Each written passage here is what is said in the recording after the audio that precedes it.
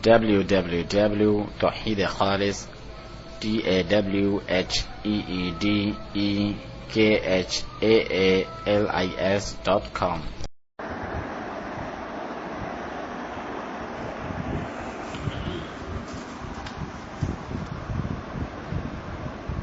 بسم الله الرحمن الرحيم. إن الحمد لله نحمده ونستعينه ونستغفره ونعوذ بالله من شرور أنفسنا ومن سيئات أعمالنا. من يهده الله فلا مضل له ومن يضلل فلا هادي له، وأشهد أن لا إله إلا الله وحده لا شريك له، وأشهد أن محمدا عبده ورسوله صلى الله عليه وعلى آله وصحبه وسلم تسليما كثيرا. ثم أما بعد، شیخ ربیع المدخلی حفظ اللہ کی مجالس القرآن کی دروس جاری تھے. آج 16ویں مجلس میں سورۃ الانبیاء کے شروع سے لے کر سورۃ الحج کے آخر تک تلاوت کی گئی، جس کی تفسیر کرتے ہوئے شیخ فرماتے ہیں کہ جو آیات آپ کے سامنے اللہ سبحانہ تعالیٰ کی آیات کریمہ تلاوت کی گئی آپ نے سنی، سورۃ الانبیاء اور سورۃ حج میں سے، جن میں بہت سے دروس اور وعد و نصیحت کے پہلو ہیں، اور ان دونوں میں اللہ تعالیٰ نے توحید کا بیان فرمایا اور شرک کا ابطال، شرک کا باطل ہونا ذکر فرمایا، اور اس میں شدید وعید سنائی گئی مشرکین کو اور شدید مذمت کی گئی اہل شرک کی جو اللہ تعالیٰ کے ساتھ شرک کرتے ہیں. بعض وہ باتیں جس پر سورۃ الانبیاء مشتمل ہیں. اللہ سبحانہ تعالیٰ نے سورۃ الانبیاء میں سیدنا ابراہیم علیہ السلام کا قصہ ذکر فرمایا کہ آپ نے ان بتوں کے ساتھ کیا کیا، کیسے انہیں توڑ دیا، اور جو ان کے اہل تھے، جو مشرکین تھے، انہیں عار دلائی، انہیں شرمندہ کیا ان کے شرک پہ کہ اف لکم ولم تعبدون من دون اللہ، تف ہے تم پر اور جن کی تم اللہ تعالیٰ کے سوا عبادت کرتے ہو، افلا تعقلون، کیا تم عقل نہیں رکھتے. سورۃ الانبیاء میں تو آپ نے ان پر حجتوں اور براہین کے ساتھ اقامت جو ہے حجتیں قائم کی، جیسا کہ سورۃ الانعام میں بھی اس کا ذکر ہے.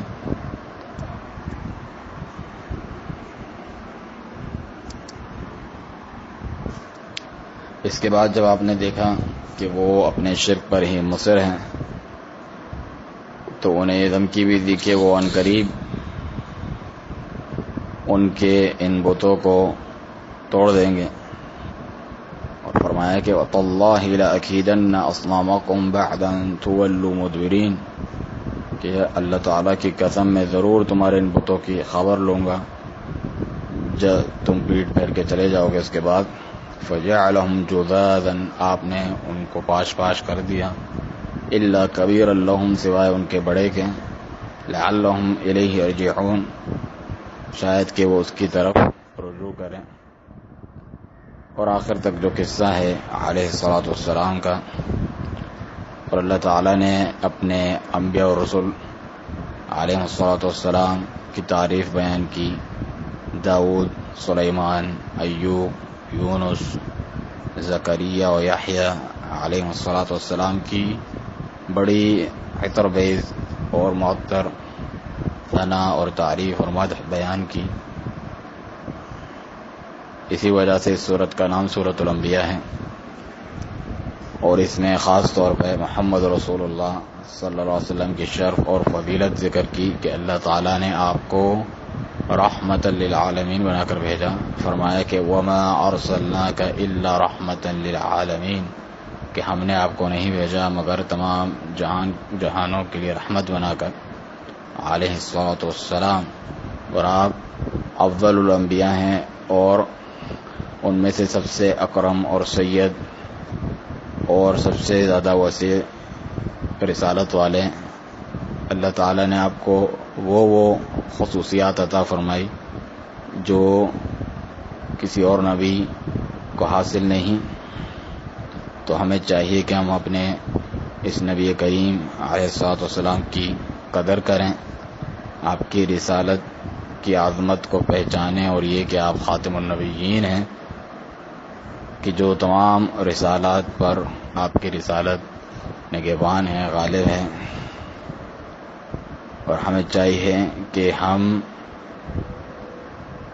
آپ کے ساتھ، آپ کی رسالت سنت کے ساتھ تمسک اختیار کریں اور اسے اپنے جبڑوں کے ساتھ مضبوطی سے تھام لیں، کیونکہ بلا شبہ اللہ تعالیٰ نے اس امت پر یہ احسان فرمایا اس دین کے ذریعے اور اس رسالت کے ذریعے اور محمد رسول اللہ صلی اللہ علیہ وسلم کو مبعوث کرنے کے ذریعے، اور اس امت کو وہ بہترین امت قرار دیا جو لوگوں کے لیے نکالی گئی، جو نیکی کا حکم کرتی ہے اور برائی سے روکتی ہے۔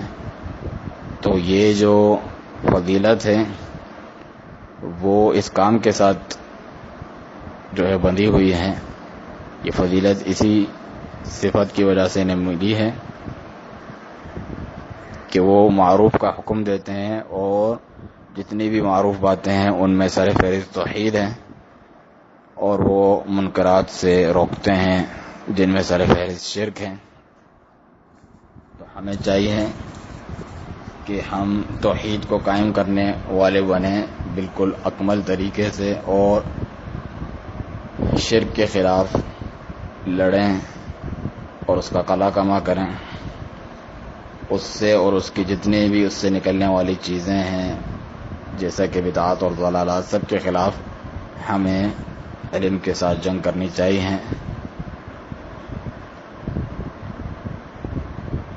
بعض وہ باتیں جن پر سورۃ الحج مشتمل ہیں۔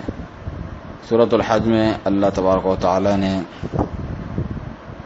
قیامت کی ہولناکیاں ذکر کی، فرمایا کہ یا ایھا الناس اتقوا ربکم، اے لوگو ڈرو اپنے رب سے، ان زلزلۃ الساعۃ شیء عظیم، بلا شبہ قیامت کا جو زلزلہ ہے بہت بڑی اور عظیم چیز ہے۔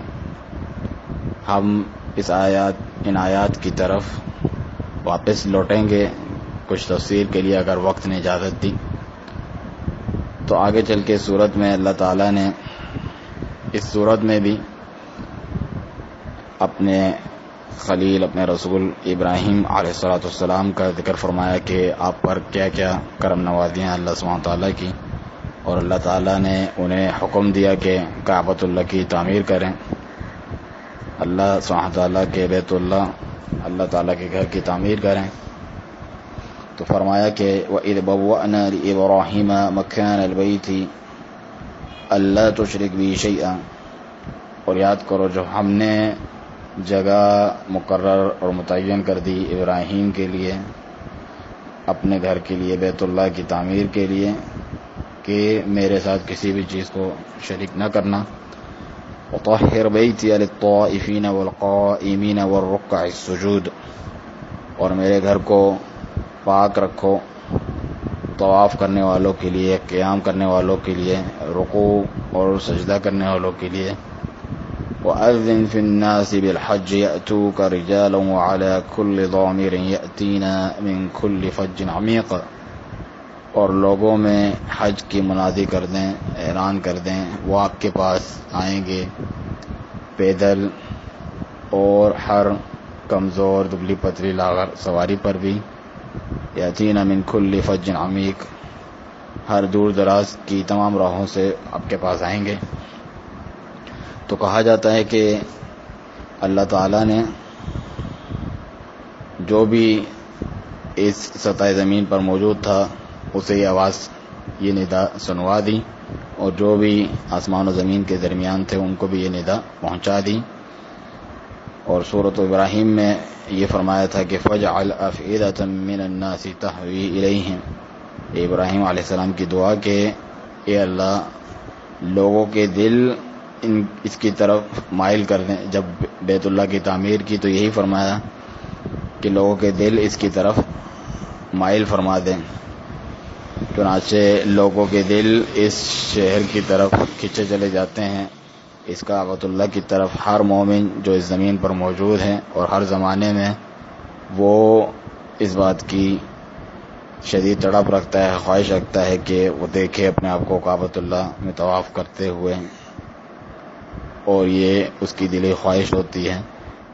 تو یہ ابراہیم علیہ السلام کی اس ندا کی استجابت ہے جو اللہ تعالیٰ نے آپ کو حکم دیا تھا.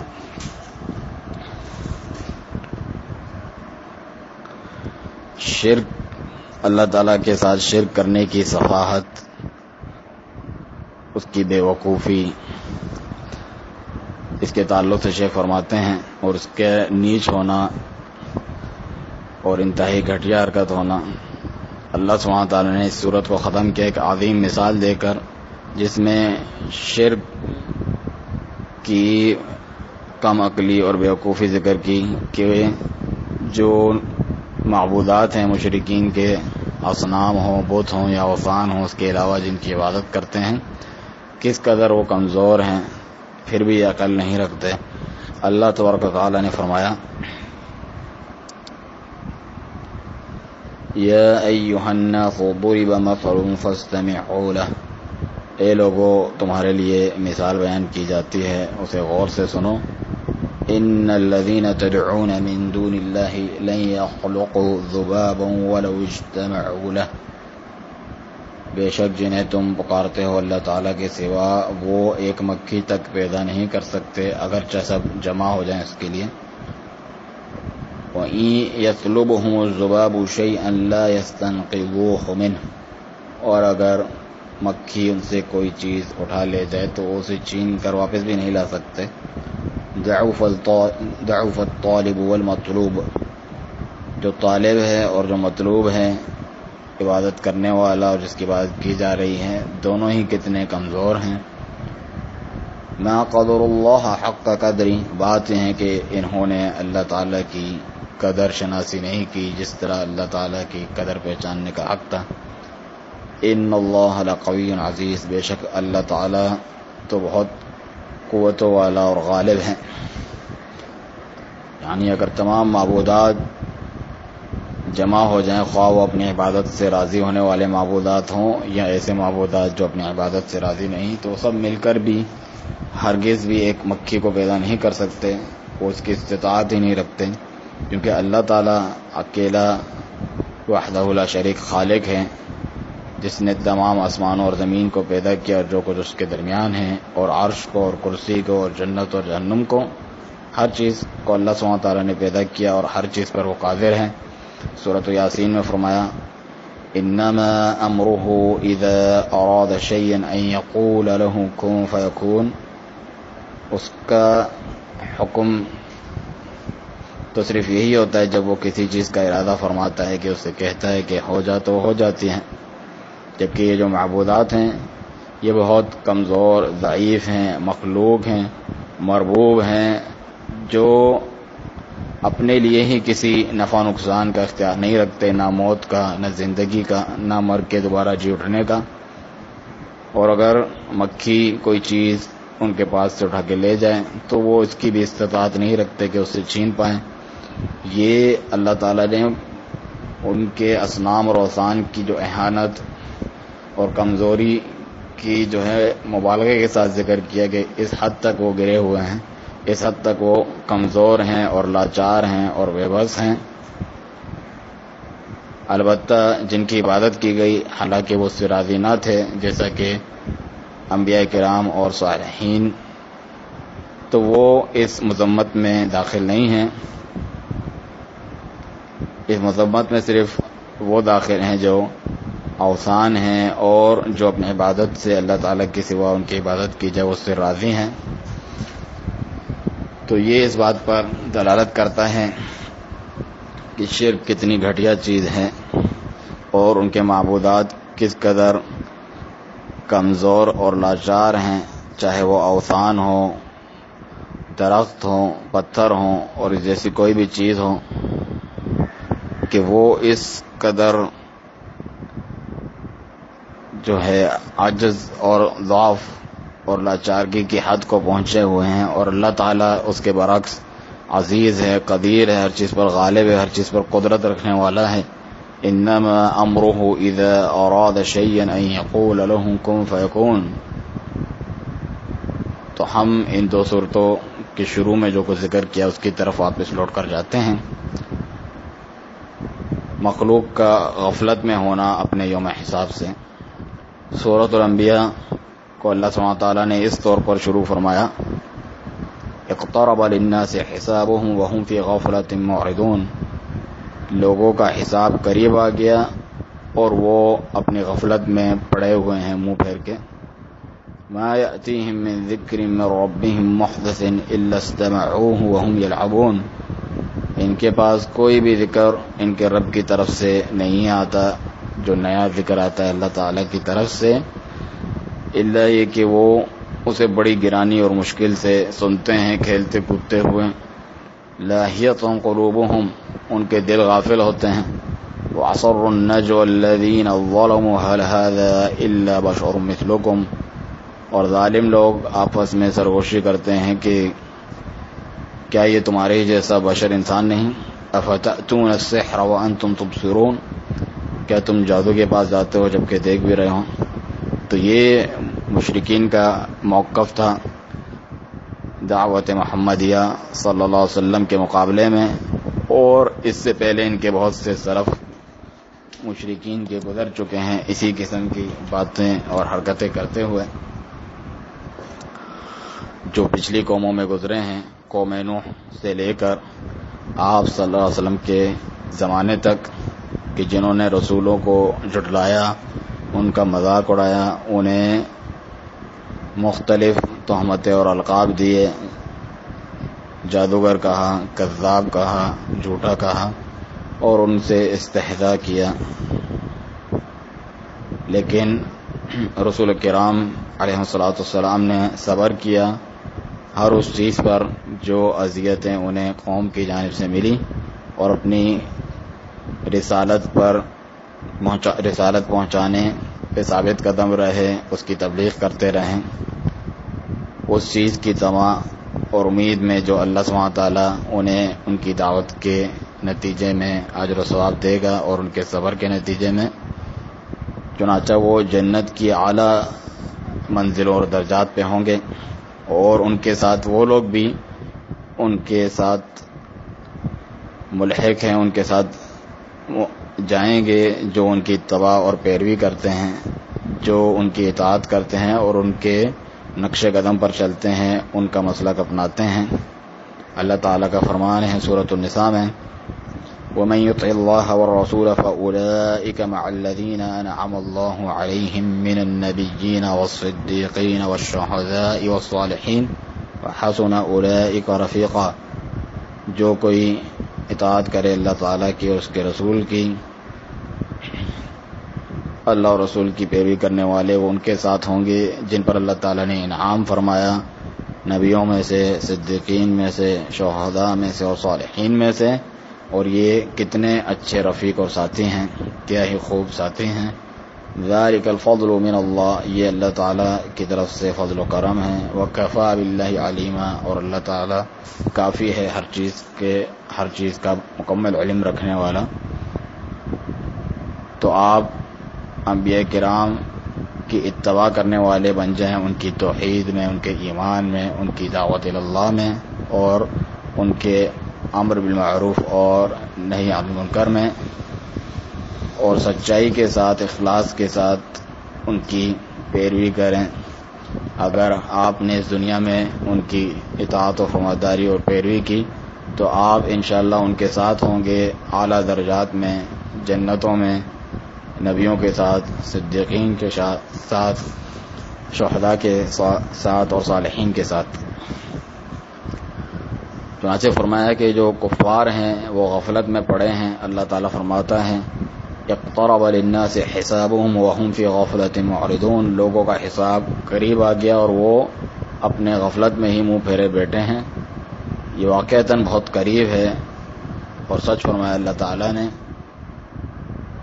جیسا کہ دوسری آیت میں فرمایا اقتربت الساعة وانشق القمر، قیامت قریب آ گئی اور چاند شق ہو گیا، پھٹ گیا۔ وَإِن يَرَوْا آيَةً يُعْرِضُوا وَيَقُولُوا سِحْرٌ مُسْتَمِرٌ، جب یہ کوئی نشانی دیکھتے ہیں تو اس سے منہ پھیر لیتے ہیں اور کہتے ہیں کہ یہ تو ہمیشہ کی طرح کا جادو ہے، یا کہتے ہیں کہ یہ جادو ہے جو ابھی ختم ہو جائے گا۔ اللہ تعالیٰ نے سورۃ النحل میں فرمایا اَتَىٰ أَمْرُ اللَّهِ فَلَا تَسْتَعْجِلُوهُ، اللہ کا حکم آ گیا، آپ اس کے لیے جلدی نہ مچائیں، اس کے لیے جلدی نہ مچاؤ۔ سبحانہ وتعالی عما یشرکون، اللہ تعالیٰ پاک ہے اور بہت بلند ہے ہر اس چیز سے جسے وہ اس کا شریک کرتے ہیں۔ تو یہاں آپ دیکھیں اللہ تعالیٰ نے ماضی کے صیغے کے ساتھ تعبیر فرمائی ہے، کیونکہ ہر آنے والی چیز قریب ہے، اور نبی رحمت صلی اللہ علیہ وسلم نے بھی فرمایا بعثت انا والساعة كهاتين، دو انگلیوں کو آپ نے قریب قریب کر کے بتایا کہ میں اور قیامت یوں ساتھ ساتھ بھیجے گئے ہیں، جو کہ صحیح بخاری اور مسلم کی حدیث ہے۔ اور یہ تمام باتیں لوگوں سے اس بات کا تقاضا کرتی ہیں کہ وہ اس عظیم دن کے لیے تیاری کریں، اس ہیبت ناک دن کے لیے تیاری کریں، جو کہ دوسری صورت میں بھی اللہ سبحانہ تعالیٰ نے جس طرح سورۃ الانبیاء کے شروع میں آپ نے سنا یوم حساب کا ذکر، تو جو دوسری صورت ہے سورۃ الحج، اس کے شروع میں بھی یہی ذکر فرمایا یا ایھا الناس اتقوا ربکم، اے لوگو اپنے رب سے ڈرو، ان زلزلۃ الساعۃ شیء عظیم، بلا شبہ قیامت کا زلزلہ بہت عظیم شے ہے۔ یوم ترونها تذہل کل مرضعۃ عما ارضعت، جس دن تم دیکھو گے کہ ہر دودھ پلانے والی اپنے دودھ پیتے کو بھول جائے گی، وَتَضَعُ كُلُّ ذَاتِ حَمْلٍ حَمْلَهَا، اور ہر حمل والی اپنا حمل گرا دے گی، وَتَرَى النَّاسَ سُكَارَىٰ وَمَا هُمْ بِسُكَارَىٰ، اور تم لوگوں کو دیکھو گے کہ وہ نشے میں، حالانکہ وہ نشے میں نہیں ہوں گے، وَلَكِنَّ عَذَابَ اللَّهِ شَدِيدٌ، لیکن بات یہ ہے کہ اللہ تعالیٰ کا عذاب بہت سخت اور شدید ہے۔ تو یہ ہیبت ناک دن ہم پر واجب ہے کہ ہم اس کے لیے تیاری کر کے رکھیں، اور ہماری تیاری اس سلسلے میں سچا ایمان ہے، عمل صالح ہیں، نیکی کا حکم کرنا، برائی سے روکنا ہے، اور حکمت اور اچھے کلام، اچھے انداز کے ساتھ دعوت اللہ کرنا ہے۔ تو فرمائے کہ یوم ترونها تذہل کل مرضعۃ عما ارضعت، یعنی اس دن کی شدید ہولناکی کی وجہ سے دودھ پلانے والی اپنے دودھ پلانے والے کو بھول جائے گی، اور اس بارے میں بہت سی احادیث بھی آئی ہیں۔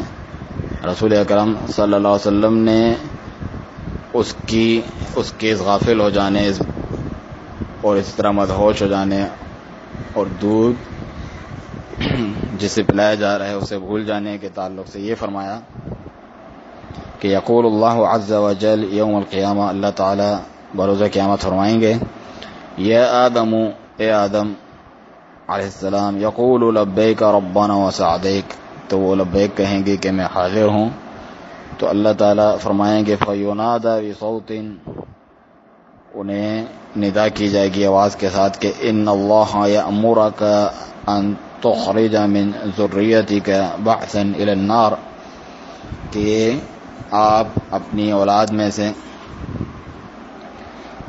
جہنم کا لشکر تیار کریں جو جہنم میں جائے گا۔ قال یا ربی وما بعث النار، فرمائیں گے اے میرے رب جہنم کا لشکر کیا ہے، اس کی کیا مقدار ہے؟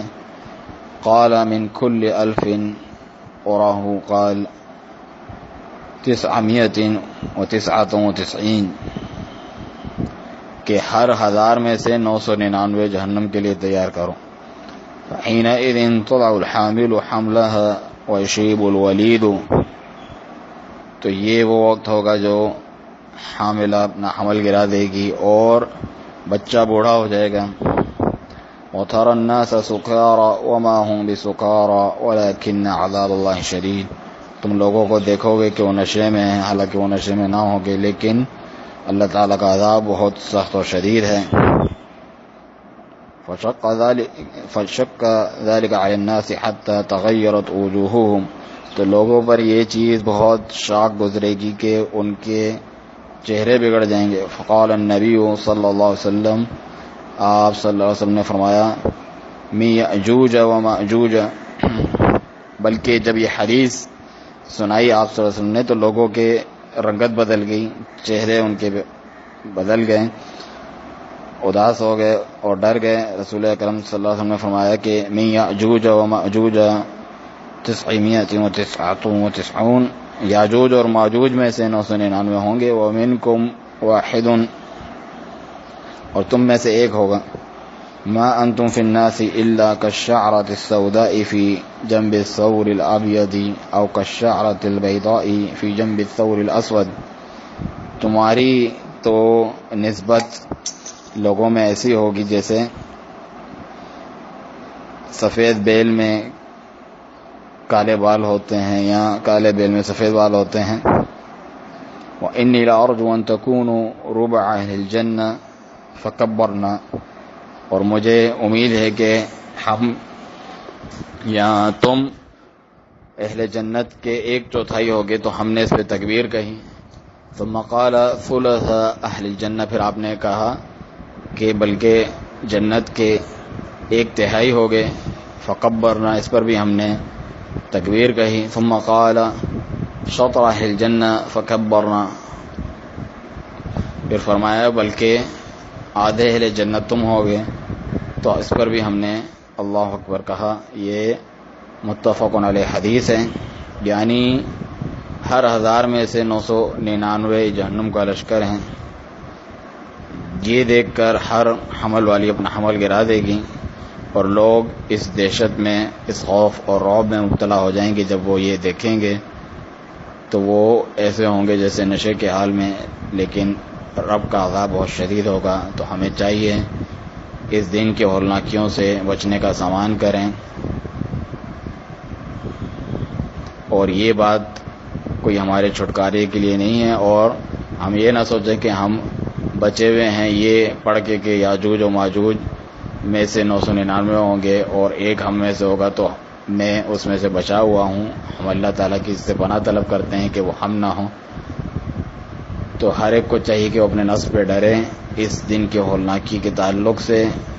اتقوا النار ولو بشق تمرہ، جہنم سے بچو اگرچہ آدھی کھجور دے کر ہی. اللہ تعالیٰ کی راہ میں جہنم سے بچو اگرچہ آدھی کھجور دے کر ہی.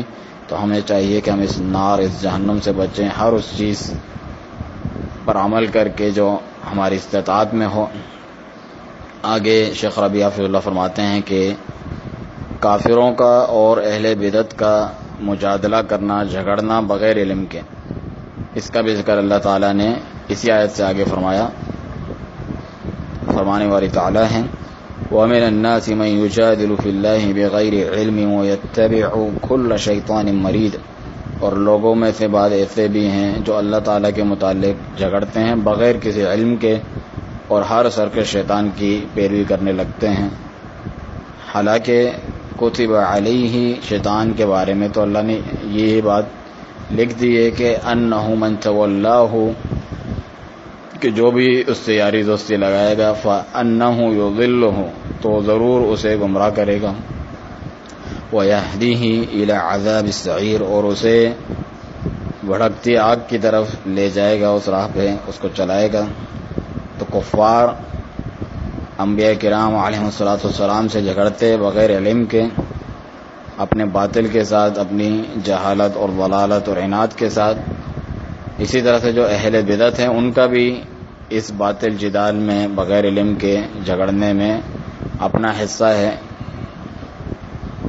جیسا کہ اس کا ذکر امام ابن کثیر رحمہ اللہ نے اپنی تفسیر میں اس آیت کی تفسیر میں ذکر کیا کہ ان کا بھی اس میں اپنا حصہ ہے، یعنی کافروں کا تو ہے ہی ہے، اہل بدعت کا بھی اس میں اپنا ایک حصہ ہے. اور ہر وہ شخص جو اللہ تعالیٰ کے ذکر سے منہ موڑ لیں اور بڑے عظیم گناہوں کا مرتکب ہو، کبیرہ گناہوں کا مرتکب ہو جیسے شرکیات، بدعات، ضلالات، تو اس پر یہ بات صادق آتی ہے کہ وہ بغیر علم کے گویا کہ اللہ تعالیٰ بغیر علم کے جھگڑ رہے ہیں اور شیطان کی پیروی کر رہے ہیں، کیونکہ فرمایا وَيَتَّبِعُ كُلَّ شَيْطَانٍ مَرِيدٍ، اور پیروی کرتا ہے ہر سرکش شیطان کی، شیاطین الجن ہو یا انس ہو. اور یہ جو شیاطین ہیں ان میں دعات ہیں، داعیان ہیں جو جھگڑتے ہیں، ان میں مقلدین ہیں، ان تمام پر یہ بات صادق آتی ہے، یہ وعید اور یہ شدید مذمت. تو ہمیں چاہیے ہم اللہ تبارک و تعالیٰ سے ڈریں اور کتاب اللہ کی مخالفت نہ کریں، سنت رسول اللہ صلی اللہ علیہ وسلم کی مخالفت نہ کریں، آپ صلی اللہ علیہ وسلم کی ہدایت کی مخالفت نہ کریں جو کہ سب سے بہترین ہدایت ہیں. اور ہر نیا کام دین میں بدعت ہے اور ہر بدعت گمراہی ہے اور ہر گمراہی کا انجام جہنم کی آگ ہے. تو کوئی بھی بدعتی اس بات سے بچا ہوا نہیں ہے یا امن میں نہیں ہے کہ وہ اگر ایک بھی بدعت میں مبتلا ہو کہ وہ اہل جہنم میں سے نہیں ہوگا. کس نے اسے ضمانت دی ہے؟ تو ہمیں چاہیے کہ شدید طریقے سے بدعات سے ڈریں، دور رہیں اور اس سے لوگوں کو بھی خبردار کریں انتہائی سختی کے ساتھ. ہمارے رسول کریم صلی اللہ علیہ وسلم تو اپنے ہر خطبے میں یا اکثر خطبات میں یہی فرماتے کہ اما بعد ان اصدق الحدیث کتاب اللہ واحسن الحدی حدی محمد صلی اللہ علیہ وسلم، کہ بے شک سب سے سچی بات اللہ تعالیٰ کی کتاب ہے اور بہترین ہدایت محمد صلی اللہ علیہ وسلم کی ہدایت ہے. آپ یہ فرماتے کیوں؟ اس لیے تاکہ ہم کتاب اللہ اور آپ صلی اللہ علیہ وسلم کی ہدایت اور طریقے کی پیروی کریں. پھر آگے فرماتے وشر الامور محدثاتها وکل محدثۃ بدعہ، بدترین اعمال وہ ہیں کہ جو دین میں نہیں نکالے گئے اور ہر نیا نکالا گیا دین میں کام بدعت ہے. وکل بدعۃ ضلالہ، اور ہر بدعت گمراہی ہے. وکل ضلالۃ فی النار، اور ہر گمراہی جہنم میں ہے. اسے مسند احمد نے روایت کیا، اسی طرح یہ صحیح مسلم میں اور سنن نسائی میں موجود ہے. تو آپ صلی اللہ علیہ وسلم نے خطبات میں یہ فرماتے، حالانکہ آپ کے صحابہ کرام رضی اللہ عنہم اور رضوان اللہ علیہم اجمعین میں سے کوئی بھی بدعتی نہیں تھا، لیکن یہ امت کے لیے تحذیر ہے، اسے ڈرانا ہے، خبردار کرنا ہے، تاکہ آپ کے صحابہ کرام اس چیز کو آگے پہنچا دیں بعد میں آنے والوں تک، تاکہ وہ اس شر سے اور ان بدعات سے بچیں. چنانچہ آپ کو چاہیے کہ ان شرور سے، ان شر سے اور بدعات سے بچیں اور اللہ تعالیٰ سے ڈریں. اللہ تعالیٰ سے دعا ہے کہ ہمیں اور آپ کو ان لوگوں میں سے کر دے جو بات کو سنتے ہیں اور اس میں سے بہترین بات کی پیروی کرتے ہیں، اور ہمیں اپنے غیظ و غضب سے اللہ سبحانہ وتعالیٰ اپنے غصے سے محفوظ و معمون رکھے، اور ہمیں اس ہولناک دن، قیامت کے دن کی ہولناکیوں سے بچائے اور محفوظ رکھے.